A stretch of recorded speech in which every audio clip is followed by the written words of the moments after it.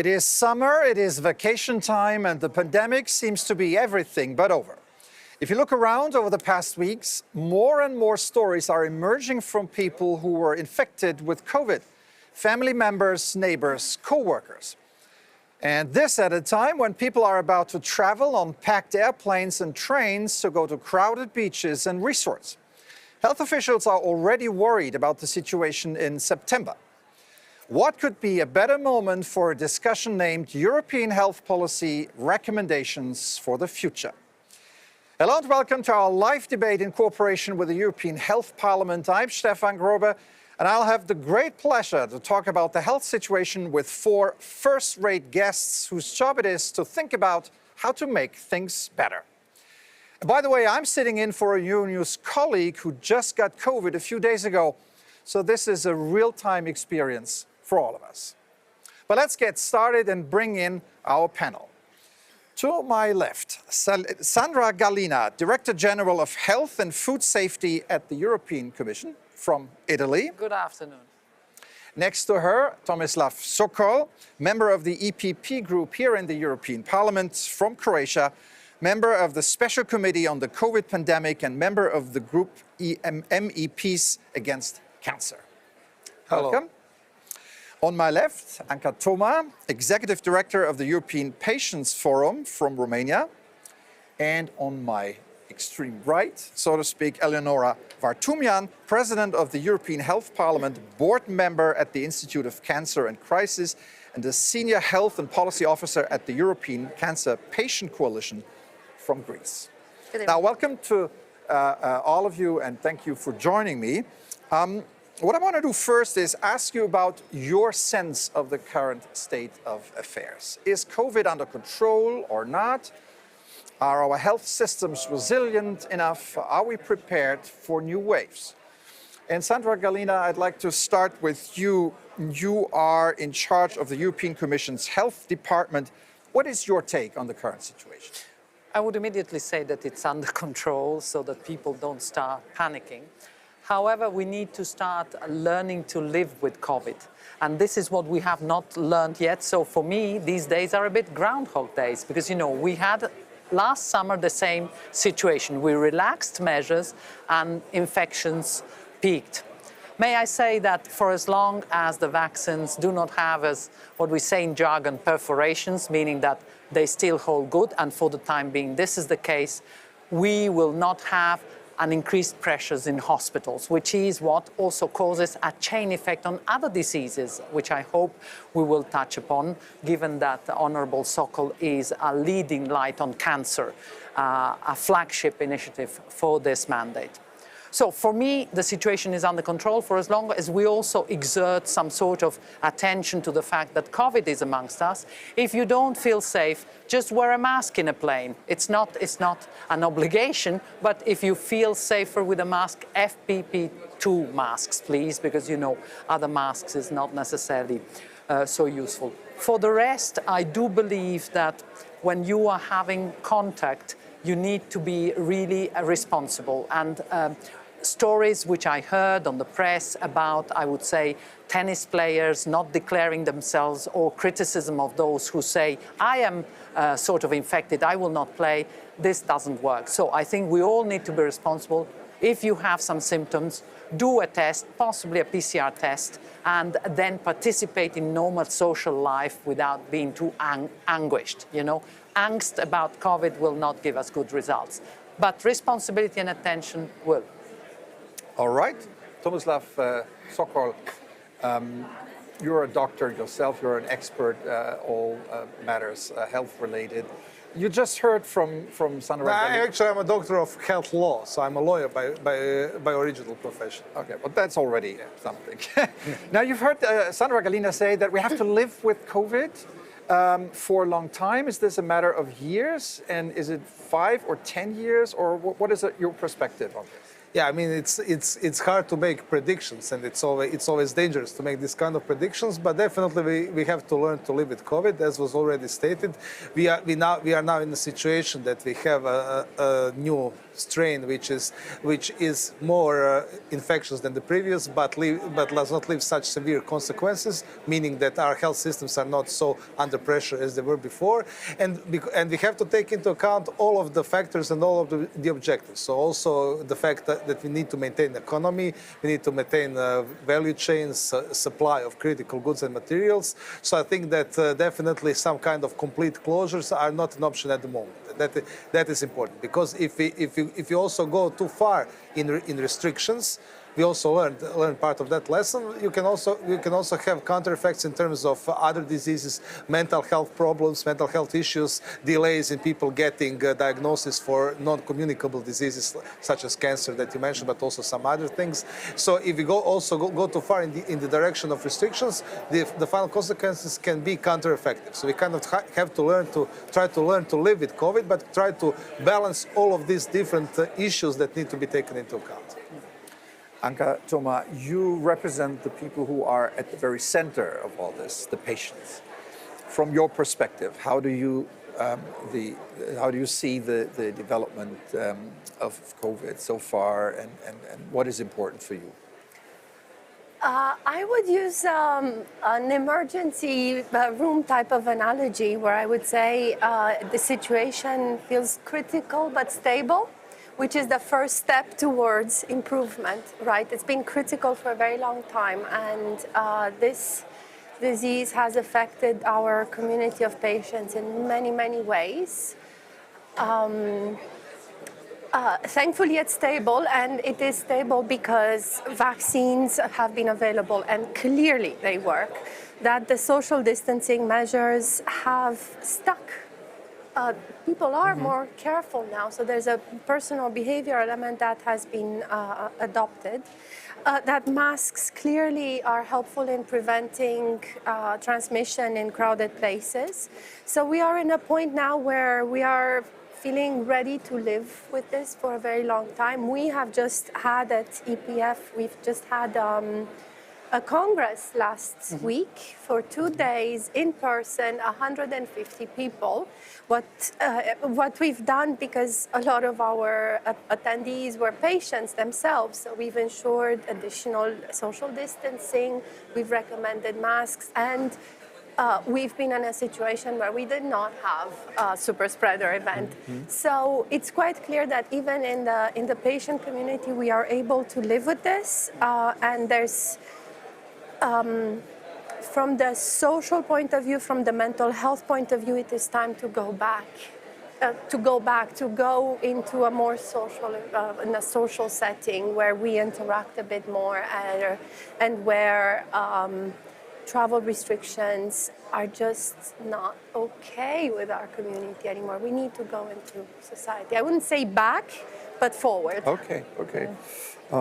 Eleonora, Varntoumian, you are president of the European Health Parliament, which brings a huge experience to the table.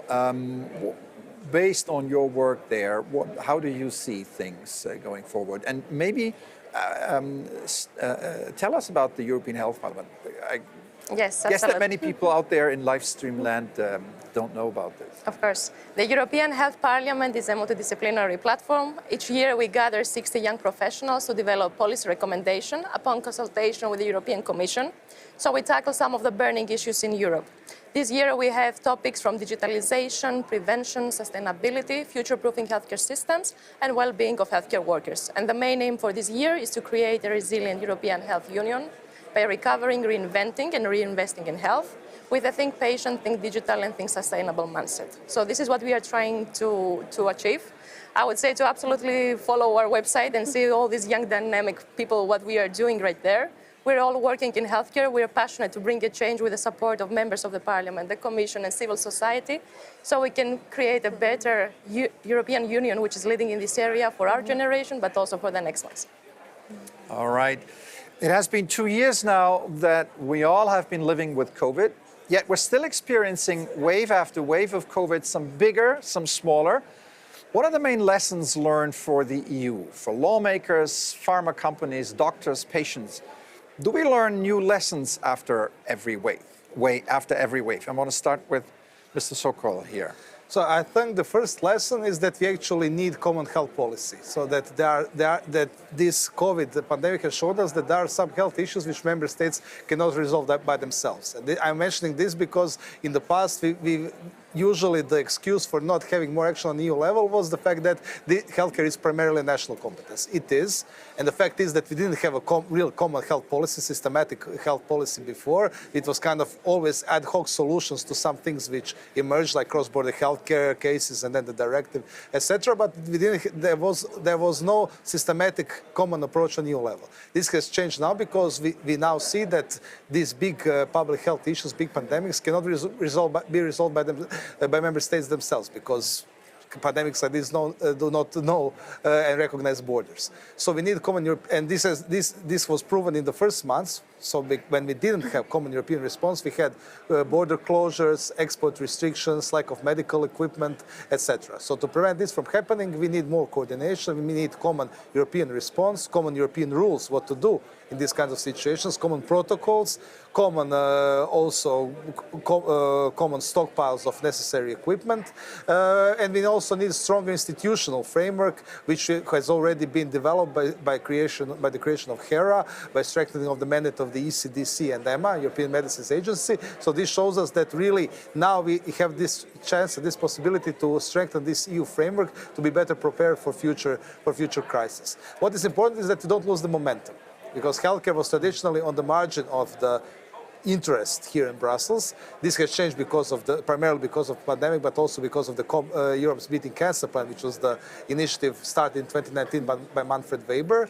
But now we already see that this momentum is already shifting towards other issues like Fit for 55, Ukraine, war in Ukraine, obviously. So what we have to do, and this is why initiatives such as European Health Parliament are good, is to really keep the focus on health issues here in the Parliament, here in the Brussels bubble.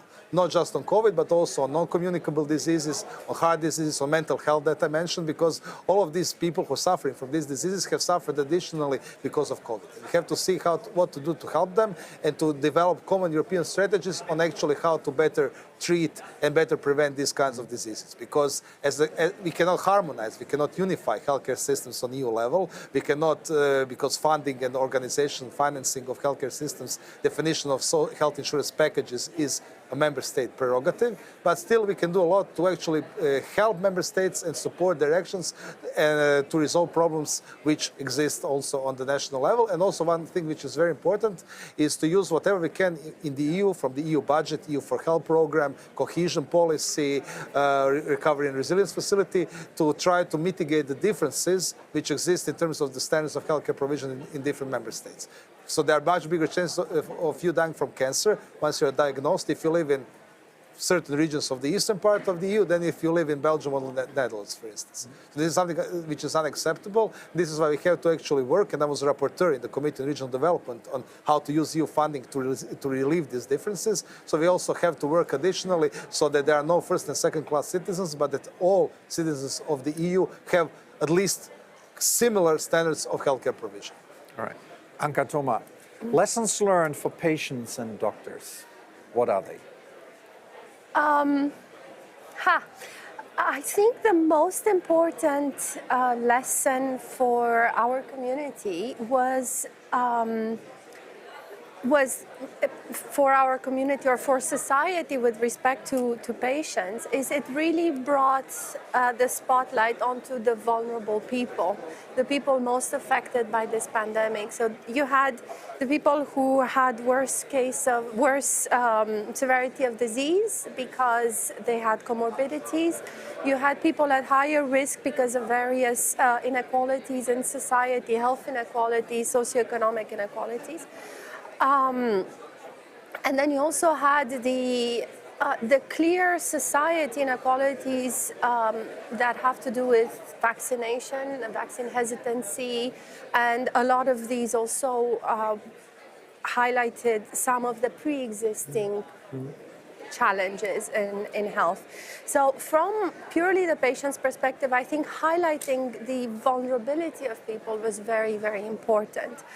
The second thing that we saw was that health systems that were already fragile, they really buckled under the pressure, and our community reported to us delays in access to care, delays in access to diagnosis. I mean, these I hope they are already known, and if they are not, there were huge delays for a lot of our patients. So there were a lot of indirect suffering, illness, death that were caused by the fact that people weren't diagnosed, that they didn't have access to health professionals because health professionals were suffering with the crisis.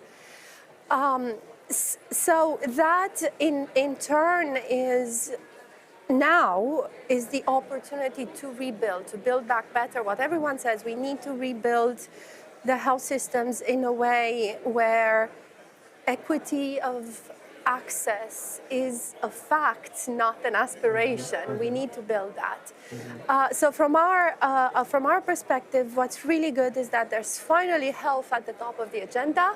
Yes, there's a lot of other important things, but health is really important. That together is better, and that finally health is being resourced a little bit closer to what it should be. I'd still say more, but you know, we are coming from a health program where every penny was counted, where we were looking for bits and bobs everywhere to fund health initiatives. And now health also has a budget, which is just, it's amazing, it's incredible, and it's right. Eleonora, Varntoumian, you were nodding several times. Absolutely. Now you're at the Health Parliament, you're thinking about solutions, and obviously this needs to be done after having recognized the lessons or detected the lessons. So can you speak to that? Yes, I think when the COVID-19 pandemic happened, we were not prepared as we would have because we didn't have a lot of information about the new disease. I would say it also take a lot of time to educate the population about to follow sanitary measures, to listen to the authorities. So what I can see right now is we see an increase on digital tools. So we can see that self-care is prioritized. We can see healthcare workers investing more in digital skills. So we can say that the digital transformation is actually happening right now. And this wouldn't be possible without this experience that we have gained. And we can leverage on that because Europe has so much to offer in this area. NCDs as well, MEP Sokol said, they caught a bitter attention because people were not having access to primary care because they were actually neglected in the hospitals because of in one night the hospital became like emergency rooms because of all these many cases. So what I would say that we have increased definitely cross-border collaboration. The European Commission has done a great job, especially with negotiating in terms of access to vaccines and for the member states. So in this way we can see how EU member states and at the EU level, how we can support national members to make decisions and actually improve the policies that we have in place. And Sandra, Gallina, the question about lessons learned, we've heard that question many, many times. And yet we're still going through wave after wave after wave. Do we learn particular lessons after every wave? Of course. Human beings always learn lessons. I would say that under the leadership of the President and also the Commissioner, what we have seen is that the vigilance is never enough. And so the first lesson after every wave is that perhaps a bit of more vigilance can be helpful. Second thing that I would like to say is that what we have learned in these successive waves is that, of course, without health, there isn't a social life, there isn't an economic life, so health comes first. But beyond the words, we want to see now the facts. The European Commission has been helping member states in putting the priorities right when it comes to the RRF. So these funds, the Recovery and Resilience funds, should help to boost the public health systems in their fundamentals. So if you allow me, we have, from the first waves, we have learned how to be prepared against the emergency, but now we need to go beyond that, transition out of the emergency and build resilient public health systems. Now, to arrive there, it will take a bit of time. It will take also a bit of investment from, I would say, the top, from prime ministers, from the heads of state and government, because let me say, what is clear is that the pressure of many other emergencies which are equally disastrous, like the Russian aggression on Ukraine and all of this. It's not that, you know, they take their space because they are so huge, but health is still a priority in the minds of leaders. I can see it from the president. My commissioner is attending every G7, and you know, I can see that there is in G7 and in G20 a huge attention to this. What is impossible humanly is to have all priorities at the same time. So let me say, what we need to watch is that the health priority does not slip. So I count on the politicians, you know, I'm just an official, I count on the politicians to keep health very prominent on the agenda, because the investments for, I repeat, the long term, the sustainability of public health systems, and here a word for the workforce. Patients suffer because, let me say, not only structures or investment is not at the right level, but also because the workforce needs to be trained, recognized, and rewarded. You know, the disparity in terms of salaries of the health workforce in Europe is there. It's, as Honorable Sokol said, this is a national competence, but you know, at the same time, we are all human beings, and there should be a bit more equity. So for the long term, I sense that health is a field where disparities will no longer be tolerated by patients, but also by the people who work in this sector. And I think that industry has also come a long way. It's a lesson that they learned is that, you know, a market of many millions of people will also want to be treated as a single market, because we have seen, and I hope in the pharma strategy in the future to address this issue, that not all medicines are available everywhere, and this is something that should sort of change. Let's hope. I want to bring up one point that was very important for people during the pandemic, the impact of the pandemic on other disease areas. Oh, yes. Screenings, surgery, treatment. What was that impact? Are there any data that suggests a major problem in particular fields? And do you have any examples, Eleonora? I can speak about cancer, the statistics that we have. Of course, we have to invest a lot with healthier lifestyles. So when it comes to access to nutritious food and when it comes to tobacco and alcohol control, we would see some countries have higher risks when it comes to alcohol consumption, and some of them are on tobacco control. So this is exactly where we need to step in and make some interventions to help that. The situation is deteriorating, unfortunately, especially... It still is. It still is, and we expect to even grow these numbers, because a lot of cases went undiagnosed, because these people were not, they postponed the treatments and the screenings. So right now, this is exactly what needs to be done to prioritize these disease areas. I'm glad that the European Commission has cancer top on the priority. It's one of the biggest issues we have in Europe, with many incidents to increasing. And I believe that if we invest in this sector, and also civil society, patient organization, let's work with our national society so we can implement what the European Commission delivered to make it implemented and actionable in our member states. Anca. Oh, let me show you, because what we've done is we have surveyed our members. So EPF has now 78 members across the entire European region. And a couple of years ago, we've asked them, how has the pandemic affected you? So let me tell you what they said, because it's really alarming. 95 of our respondents, which is patients across Europe, have had some kind of challenge. So basically, almost everyone had some kind of challenge. Most of them reported stress and anxiety. Also, most of them reported social isolation, treatment delay in 50% of patients, or discontinuation. People who were under treatment who stopped. About 1 in 8 stopped their treatment. So there you go. Information and communication from national authorities were less than perfect for a good third of our respondents.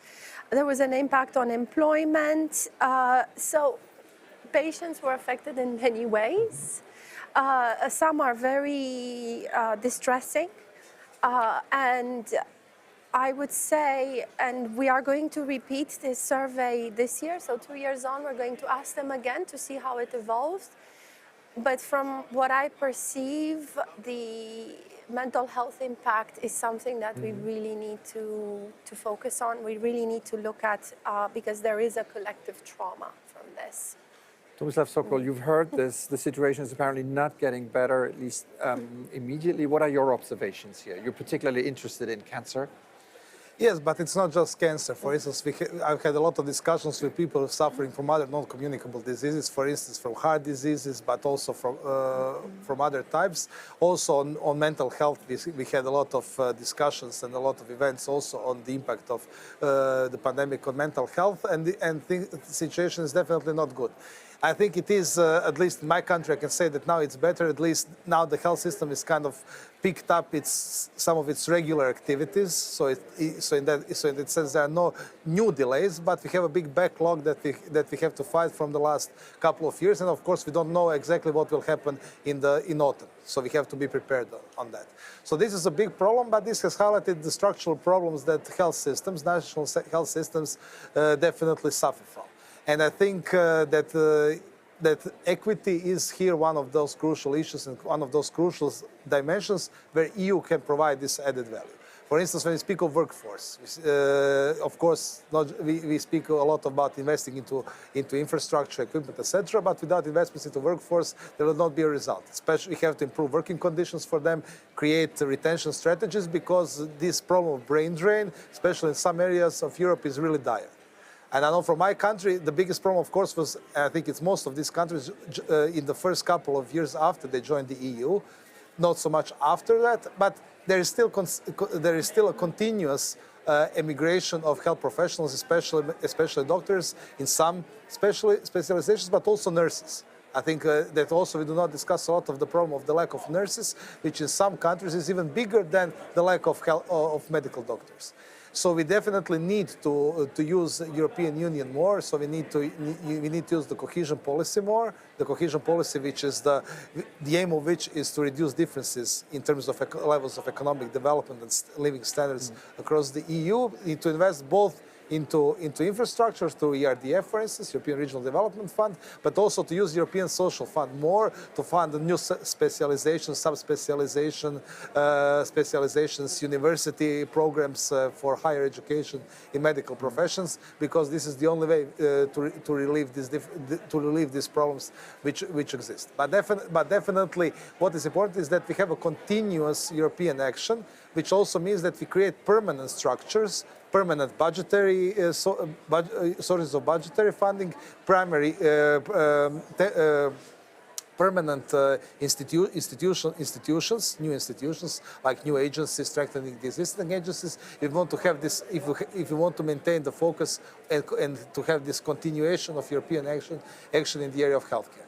EU for Health program is one good example. It's 12 times bigger than the previous budgetary program for health in the previous budgetary period.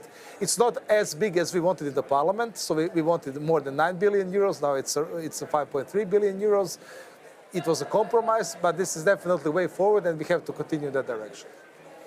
Are European health systems prepared for the next pandemic, and what need to be improved? Sandra, Gallina. Oh, a very challenging question. So let me say, in a nutshell, they are getting prepared. So I would like to underline what was said at the end by Honourable Sokol.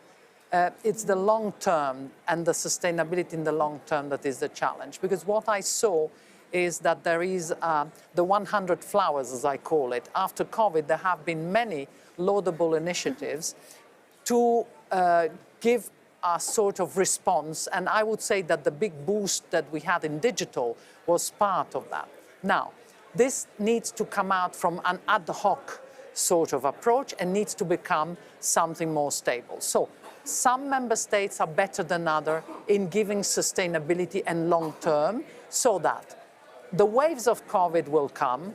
As I said earlier, we need vigilance, responsibility, we need to live with COVID, but at the same time, our systems need to be resilient for other diseases. I mean, we cannot leave the non-communicable diseases behind. Let me say to all of you, this year, I would commend the read of a yearly publication that we have with OECD. It's called Health at a Glance. You will have absolutely all the figures, so I would not be able to tell you how long the delay was, I would say, because we are still waiting for the data of 20 and 21. So this year we will collect them in the publication, and we will see. For some member states, we are in really a matter of the backlog not being, for 2020, not being disposed today. So this is where Europe comes in, and I would say there is a variety of funds, from cohesion to social fund to the EU for health, all have been just mentioned. But let me say what I see is that we need to avoid a duplication of easy actions in the things that, may I say very crudely, get votes soon. So for instance, it is clear that opening hospitals, giving more machines makes people feel safer, but what would really be helpful is prevention, prevention, prevention. I will insist. This is why in cancer we will add new screenings, as screenings that are more or less mandatory, because health is not the state of absence of diseases, is your normal state. So people need to come to the conclusion that there are health determinants, from tobacco to alcohol, to, I would say, movement and nutrition. Movement, physical movement during COVID was quite difficult. So in the long term, if we have to live with COVID, even a small aspect such as how are people keeping up with their mobility in terms of movement, elderly, young people, it's an aspect that member states need to cater for. So I think they're getting prepared. There is a willingness. I repeat, I think all leaders are aware that health is a priority, but other priorities are eating a bit of the space. But I am an optimist, and the money is there and the will is there. It takes a bit of also work to put the programs together. When I think of preparedness, I think of vaccinations. Of course. Now, we've seen a big problem with vaccine hesitancy, and there is a sizable part of the population that refuses, for whatever reasons, to get vaccinated. How can we as society deal with that, Eleonora? One of the biggest challenges is actually the fake news that were ongoing. We would have people even questioning if the COVID-19 pandemic existed or not. So I would say Europe has to have a better control over what is circulating right there. Again, as I said before, it was also about the misinformation that we had, like COVID is transmitted in closed areas, in open areas. I would say that we weren't coordinated in this. And when you have this misleading information, of course, this creates hesitancy to the general population. So what I would say in this case, we need to create trust to the public when it comes to vaccines. It also has to do explaining the added value of this, because I felt like we said you should get vaccinated, but we never elaborated on why. So things that are so simple, taking into consideration also the different inequalities in member states and different educational level, we need to reach to these people and explain to them. So it has to do with a lot of cultural transformation, creating trust, open communication and collaboration within EU member states. We have the commitment, as you mentioned correctly. We have the finances. Let's sit together and I think that everybody now wants to sit around the table and talk about the creation of European Health Union. Now is the momentum to build on this hesitancy, and then we can progress all of us together. I want to talk about the European health data space, something that was launched before COVID, but has certainly accelerated. What is it exactly, and what benefits can people get from it? Patients, nonetheless. Anca, Toma. You're starting with me. It is a Commission initiative, so I'm pretty sure Ms. Gallina is going to have a lot more to say about it. It was about time. In short, it was about time, and we have seen the pandemic accelerate the digital transformation of healthcare. We have been, as a community, looking at this very closely. We very much welcome the proposal of the European health data space, and we will be very happy to work to support the Commission in the next steps, which are going to be not easy and not straightforward as any legislative process. We have seen that the proposal for the health data space is built around patient needs, which are access, privacy, protection, but also a fundamental objective to advance health research, to advance innovation, which are things that our community needs. Really good developments. We would like to see a little bit more patient centricity in it. We'd like to be involved in a bit more of a structural way in how it's run. But I'm sure that is something that we will have plenty of time to talk about. So good news in that, and it's really. I think that Sandra Gallina likes to hear that. Oh, so I love it. What are the benefits for the, and what are the critical points where it's not yet? Oh, yes. So first of all, data sharing saves lives. This is important. You bear in mind that we are sitting on a pile of data that can be extremely helpful. You can have that by experience yourself. When you have an ailment, what do? You first start with a small talk with a friend, and that is already something interesting. But I would like to say that it is extremely important that we realize that health data are very sensitive, are more sensitive than even normal data. So there is this first element that we need to bear in mind, that we need to do this in a securitized environment and in an environment where there is trust. And it was a good omen you started with patients, because the real aspiration I have is that at the center of this proposal there is the patient. We're not China, we're not the US, we will be Europe. We have the GDPR, but this is, I would say, an area which is even more important for the citizen, because it's about your health data. So you need to be empowered at any time to be able to say, I want my data to be used or not. At the same time, the challenge is that we need to have small researchers enabled in their research, because what we have at the moment is that perhaps bigger boys have the ability to have the data, but the smaller ones, the small university researchers, we are talking here in jargon, they say secondary use. Secondary means after the hospital, let's simplify, where your doctors are looking at your data, the second gaze of the data, who is allowed to have it.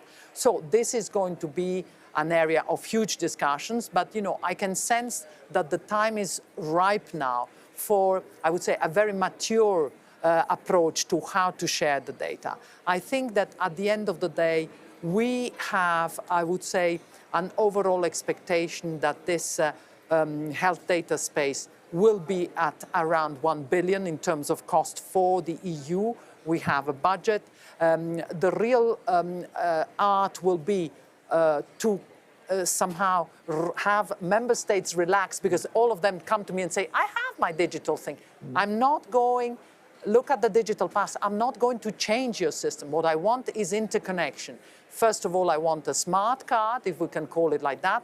A patient needs to have its own record here in its pocket, go everywhere in Europe, get the same medicines. So it's about a bit the roaming of health. Think it about more the roaming of health. And then, try to finance, from our point of view, these connections, which, of course, the member state with the RRF will do the work inside the country, but the RRF does not provide for the final mile between the member states. If I may interject here briefly, I think the main issue that people have with this, or the main thought is, can I trust that my data will be protected? I think. Do I put data out there and everybody has access to it? No, exactly. What do you say? That is not the idea. Let me say to you, the platform that we are talking, I would say internally, is something a bit visionary, in the sense that, of course, there will be a certain level that can access these data, and it will be a level that will be established in conjunction with the discussion with the Parliament and the Member States, because here we need to see who is actually a person who can or should have access to your data. But let me say, the most important point of this platform will be the centrality of the patient. You will be able at any time to access a platform which will show where your data of that certain disease or period in hospital, it can be any sort of part of your health life, or let's say non-health life, and is used by whom, or is, at the same time, we need to understand that having a very cumbersome system where the patient needs to actively somehow allow this is going to be particularly cumbersome to manage. So be trustful that the data you will access who can, and you can stop that.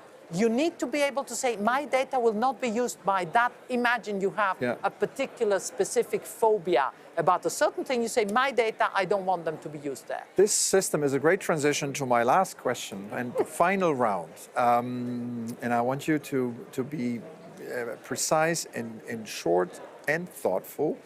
The pandemic has shown that Europe has become a much stronger health player than it was before. Is this going to continue? And what needs to be done? Is it desirable?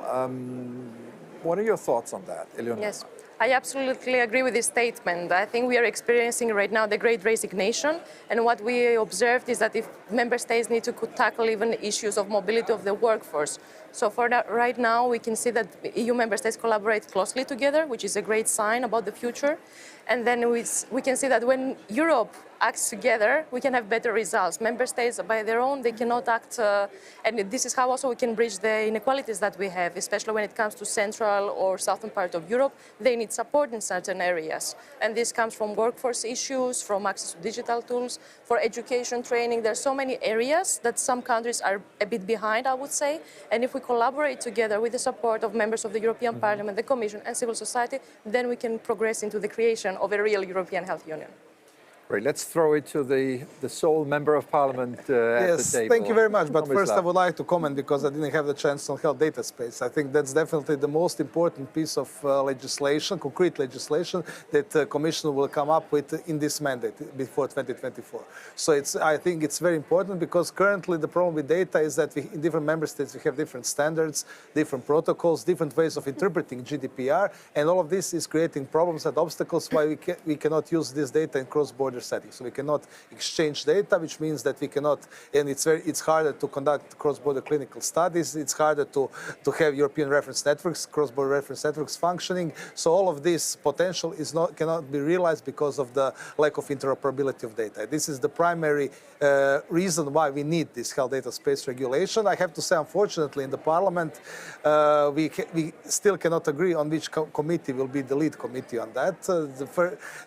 I think it should be the Committee on Public Health, the ENVI committee, which I'm a member of, but we still cannot get the agreement on that. And because of this, unfortunately, I think that the decision-making process within the Parliament will get a bit delayed, I have to say, but it is as it is. But I think it's very important, and I think that I hope that we will be able to resolve this as soon as possible.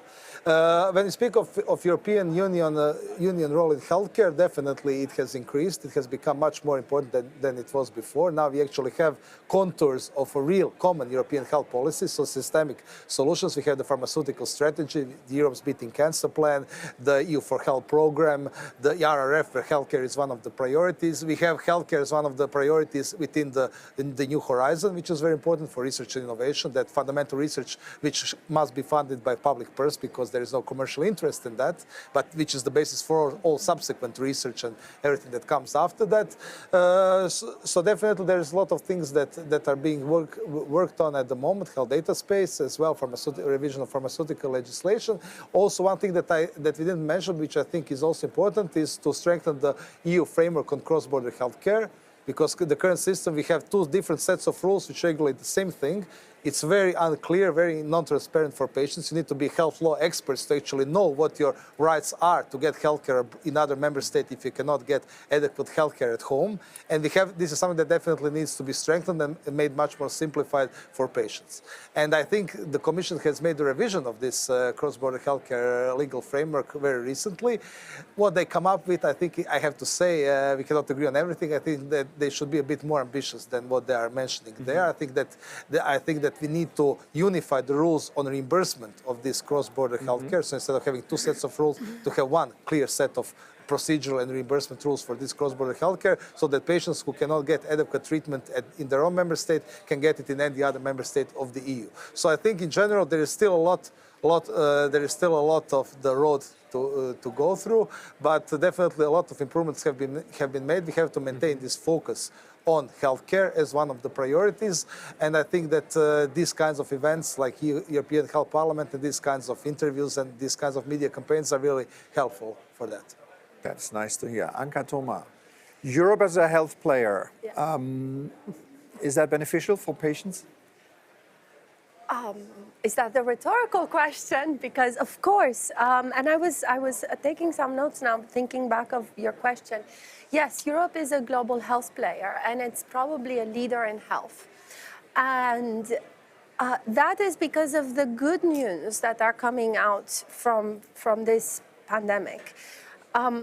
We have reached a point where the conditions are really favorable, like really, really favorable for three things that can make it happen. One is the realization that multi-stakeholder cooperation is the way to get things done. The second one is the patient centricity of policies that are now being developed, and we recognize these intentions, and we're ready to work with the European Parliament, with the Commission, with the Member States to make sure that that actually reflects the needs of the patient community. But let's just make a little disclaimer here and say, when it comes to health data, everyone is a patient because everyone has health data. So we're not talking about the 150 million patients with various chronic diseases, rare diseases that we represent. We talk about all the citizens of the EU. I'm going to close that parenthesis. And the third good news is the digital transformation. So yes, right. health player, So, leader in access, leader in outcomes. This is what we want to see. okay. We're running out of time, but Sandra, Gallina, one short comment on you. Obviously, you must be happy hearing this. I'm very happy. I would like to say, yes, we are a big player. By necessity, we became a big player, which is a very sad story. We could have been a big player earlier because we had universal health coverage, which others don't have. So we are strong. We have a pharmaceutical industry that can, give you all the medicines you want. We have, I would say, hospitals that in the ERNs, the European reference networks, sort of put out advice on the rarest of diseases. I'm sometimes surprised. So we have it all. We have the political will. I think that Ursula von der Leyen put her stamp on this mandate with health. Health is at the core of this mandate. Whether we liked it or not, we are in and we will continue to be leaders. All right, and on that optimistic note, thank you very much for watching us out there in live stream land. Thank you to all the panelists. It was a very interesting discussion, and I think we've learned here and there some things. Thanks again for the European Parliament for hosting us, and goodbye.